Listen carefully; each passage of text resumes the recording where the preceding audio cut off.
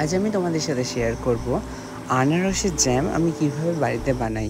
তো আনারসটাকে সুন্দর করে কেটে নিয়েছি আর পেস্ট বানিয়ে নিয়েছি, আর এদিকে একটা চিনি সিরাপ করে নিয়েছি। তো ব্যাস সেটা করার পর কড়াইতে কি দিলাম, একটুখানি ঘি দিলাম। ঘিটা না 2 চামচে দিয়েছি, আর আমার এখানে আনারসটা রয়েছে প্রায় 1.5 খানা। তো সেই কোয়ান্টিটিতে আমি চিনি সিরাপটা করে নিয়েছি। এরপরে যে পেস্টটা রেডি করেছিলাম সেটা আমি ঢেলে দিলাম কড়াইয়ের মধ্যে। এবার এই ঘিয়ের সাথে এই পেস্টটাকে সুন্দর করে আমি একটু শুকিয়ে নেওয়ার চেষ্টা করব। তো সেটা করতে কিন্তু একটু বেশ সময় লাগবে, আর সেই সময়টা তোমাদেরকে এখানে দিতেও হবে।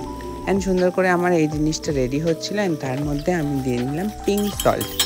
কোনো হোয়াইট সল্ট নয়, এটা পিঙ্ক সল্ট দিয়েছি। পিঙ্ক সল্টটা দিলে আলাদা একটা ফ্লেভার আসে, অ্যান্ড এটা অনেক দিন ধরে প্রিজার্ভ করে রাখা যায়।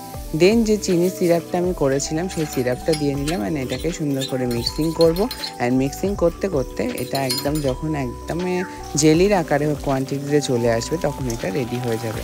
তো খুব সহজ পদ্ধতিতে তোমরা নিজেরা বাড়িতে এইভাবে বানিয়ে নিতে পারো। এটা তো আমি জ্যামের সাথে, পরোটার সাথে, রুটির সাথেও অনেক সময় খেয়ে থাকি। তো কেমন হয়েছে তোমরা অতি অবশ্যই জানিও।